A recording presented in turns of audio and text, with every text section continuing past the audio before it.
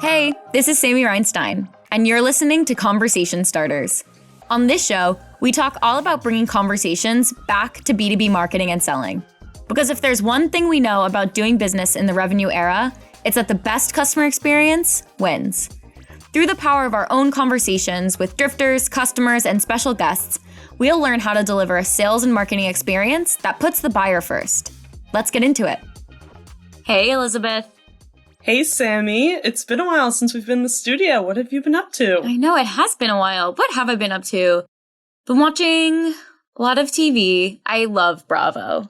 Bravo? I was going to ask. It's my guilty pleasure. But to balance You're not the only drift marketer to say that either. I know. We have a big Bravo fan marketing base. But to balance my Bravo watching, I have been also trying to read. Balance is good. Yeah, a little this and that kind of thing. Yeah, a little bit of guilty pleasure and then a little bit of trying to feed my brain.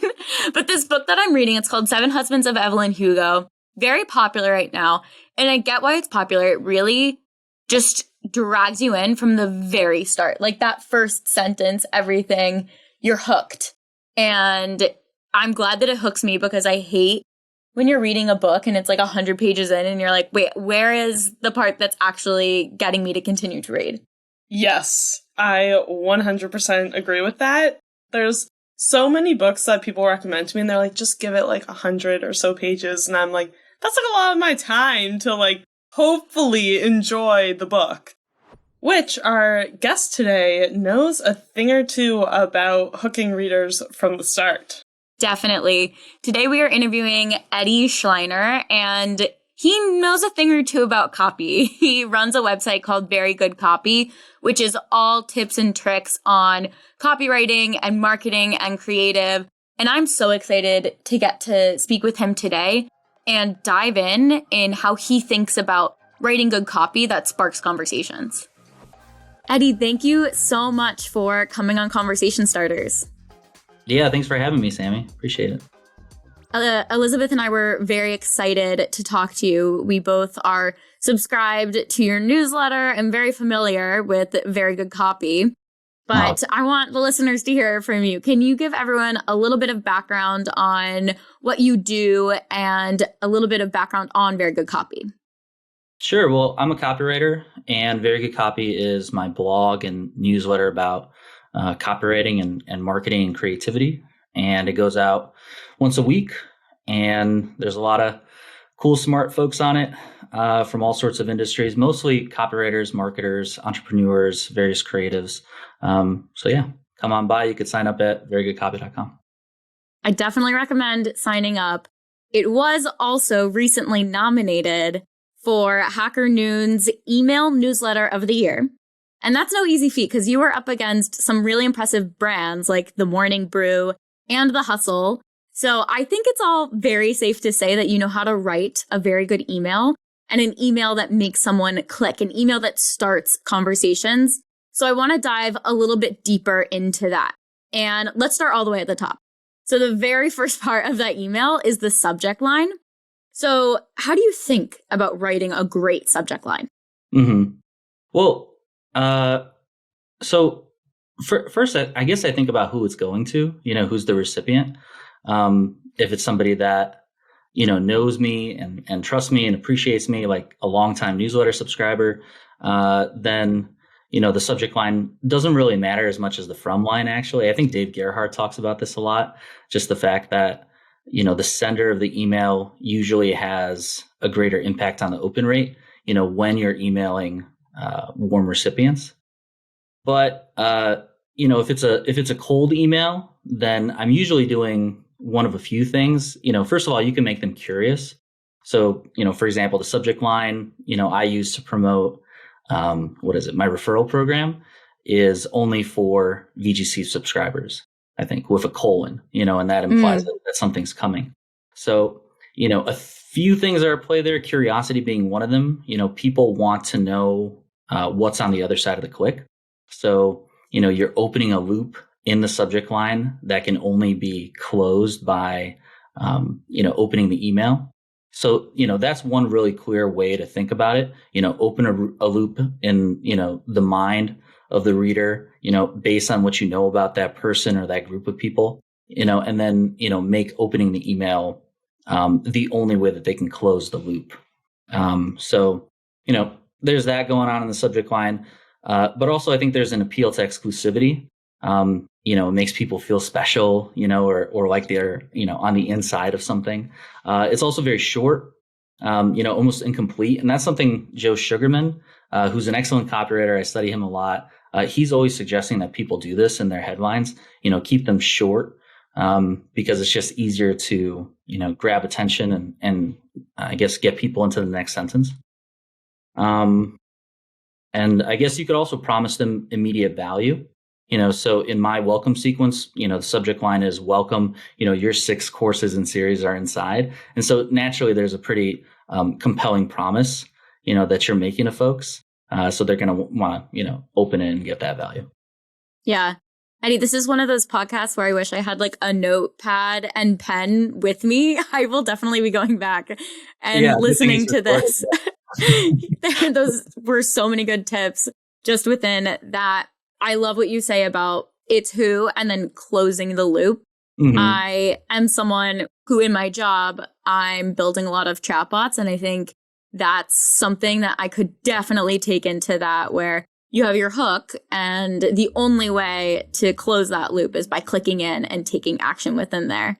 So I will certainly take that into my bot building, and just generally that level of exclusivity is something that, everyone wants to feel special, Yeah, it's the fundamentals, but you can never do them too well or know them too well. So I would start there for sure. Age-old question. I'm kind of curious from someone who writes so many emails. When you're thinking about the subject line, are you writing your subject line and then letting that inform the body of your email? Or are you writing the body of your email and then letting that inform the subject line? So I usually write them first, and then I'll write the copy, and then, I'll circle back and make any changes. Because, sometimes you just find a better angle as you're writing it, and then that becomes the headline or the subject line or whatever. So, there's no hard and fast rule. I think about, when's the best time to write the subject line, in the beginning or at the end. I think as long as you're, leading with curiosity and exclusivity and like maybe instant gratification, you're doing fine. So, you could write in the beginning, like me, write your email and then go back and be like, oh, maybe I can amend this and, ramp up the curiosity here, or ramp up the exclusivity, or, whatever it is. Yeah. It's, we're probably going to talk a lot about Dave in this podcast, but something else I've heard Dave say too is when you are writing those headlines, write like 50 or the subject lines, just keep going and keep iterating. So that's, write all of those and then let that inform whatever that body is. Yeah, for sure. Well, I think quality comes from quantity. If you write 1 or 2 headlines or subject lines, they're probably going to be pretty bad. But if you write 50 or 100 and you have this enormous selection and you have the benefit of writing all of those headlines, the thought processes that went into everything, I think you're going to be able to whittle that down to the best 10%, and then whittle that down. So Dave's not wrong. Yeah. It's so funny too, because when I do go through that exercise, by the end of it, I go back up to the ones I wrote originally and I'm like, whoa, thank God I did this. Right. Because these are just not it. Like these don't cut it. Right. It's like on very good copy. Like if I go back to my first articles, oh my God, they're horrible. They're just so cringeworthy, and I think that's kind of like, this is like writing subject lines, writing 50 of them or 100 of them. It's kind of like a microcosm of that process of like having a blog that you've been writing for years, and then you go back and you just can't stand to look at your first pieces. By the time you've written 50 or 100, subject lines or headlines, you'll go back to the first ones, and you'll have a pretty similar experience. I think you'll kind of cringe at how bad they're. Through all of that experience of writing and writing copy, do you have any must-haves or must-nots in terms of writing subject lines? Well, I guess, a subject line shouldn't be too long. I think, that just makes it harder to read, harder to focus on. It'll probably get cut off too. So Mm-hmm. it shouldn't be too long. It shouldn't have too many emojis. I think, emojis are kind of, I don't know. In my opinion, I think they look kind of spammy, And then also, I don't know if like a one-off email is somebody's going to put an emoji in the subject line. Mm. You know what I mean? Like I feel like that's something that, a big email blast might have. I think subject lines should be short. So it's got, it's got to be easy to read. It's got to be easy to digest and just get through and understand. Subject lines should, create a curiosity gap, so they got to see what's inside. I think they should limit punctuation, and this is overlooked, I think, a lot and taken for granted. But every punctuation mark, every comma, every exclamation point, every em dash, it's just another thing the reader has to interpret and comprehend. So you want to make it as easy as possible to read your writing, and even if it's on a subconscious level, because so much of our decision making happens below the surface. Below our conscious thought. So in general, the easier something is to read, the smoother something is to read, the more likely it's going to get read and acted upon. I'm so guilty of the em dash overload. Right. It's become my new thing. I use it a lot too. It's just try to avoid using it in your subject lines, I guess. Yeah. I mean, it's being buyer reader centric by making it as easy as possible for someone to be able to read this email. Right, exactly. And by very nature of having an em dash in there, that means that the sentence is just going to be more complex. There's going to be another clause in it. There's going to be something else that has to be read and understood, digested. So if you don't have an em dash, then by the very nature of that, you're keeping the message very clean and tight, in the subject line. Definitely. Okay, Eddie. So we've gotten someone now to open the email, right? We've kept it short. We've understood who it's going to. We have made it somewhat curious in that we want to make them close the loop. So I've opened the email. Now, how would you get someone to continue reading that email? Right. Well, so now I guess we're getting into a different, much more broad territory, but I can give you, a couple approaches, I guess, ways to think about it. First of all, in direct response copy, there's a concept called the slippery slide. And basically that's just saying that every element in your copy, the headline, the subject, the subhead, the images, the image captions, the formatting, all of those elements should be working towards one goal, and that's to get the reader to read the first sentence. And the goal of the first sentence is to get the reader to read the second, and so on until, the very bottom, until you reach the CTA. So it sounds simplistic, but actually, if you put yourself in that mindset of focusing on a single sentence at a time, asking yourself, is this sentence compelling enough to move the reader into the next sentence? Then the task of writing becomes much less overwhelming, I think, and much less uncertain, because you're making it a smaller, and more manageable task. And that decision boils down to, appealing to the reader's needs and desires, and actually a good way to think about it is through the lens of the 7 deadly sins. So there's gluttony, greed, sloth, envy, wrath. How many is that? 5. Pride and lust, right? And if you think about it, these are the things that, are really moving people and compelling people. So if you can promise the reader an abundance of something, i.e., gluttony or greed, or if you can make something easier, so sloth, or if you can appeal to her ego, so, that's envy or pride, or if you can appeal to an intense desire, that's lust, you'll probably keep people reading. So that's one way to think about it at a very, high level. You're trying to appeal to human nature in each sentence, you write. And another is by thinking about emails as a series of elements, or links, and you're only as good as your weakest link, or your email, is only as good as your weakest link. So, for example, many direct response emails have 5 elements, and each element has a purpose to fulfill or a job, basically. So element number one is the from line, and the job of the from line is to gain trust, and credibility, basically by, presenting familiarity, so, either a familiar person or a familiar brand.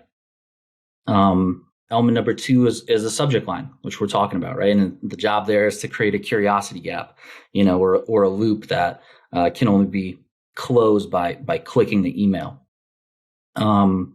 Element number three is the lead, or the first few, sentences of the email. And the job there is just to get read, and get you invested in the email, because, conventional wisdom says that if you read 20% of anything, you'll likely finish it. So the goal of the lead is to be, interesting and easy to read, and basically compelling enough to get folks, into the body of the copy. And that's element number four, the body copy. It should always answer what's in it for me, because that's what everybody who's ever read an ad is thinking. Like, if I keep reading or if I take this action, what's in it for me? And then element number five is the CTA, the call to action. And that should clearly and concisely tell the reader what to do next. And it should be, I think, as easy as possible to, take that next step. So to recap, you should think about each email as a series of elements, and when you drill down into each element, into the actual sentences and words that make up each element, you can think about those through the lens of the 7 deadly sins, and use them to make it as compelling as possible. Yeah. Sorry, that was a lot. I feel like I just talked. No, that is a great framework. I literally internally was like, okay, step one, step two, like, I am going to write that framework on a sticky note, put it on my computer, and make sure that I'm thinking about that every time. I also love the WIFM, what's in it for me, right? And just always keeping that in mind. Do you think any of those tips or framework change when you change the channel in which you're delivering copy? So, we've been talking about an email. Do you keep that same framework when you write, say, a blog, or do you then shift your mindset? I think it's really similar, because in theory, it's really just the first thing people see, so if you don't write a good headline, your ad or your article probably won't get read.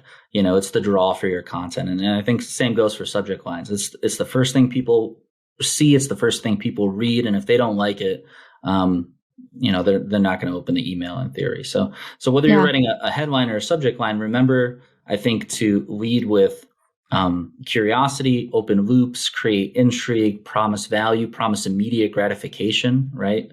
Make it instant. And if you're doing those things, I think you're doing fine. Yeah.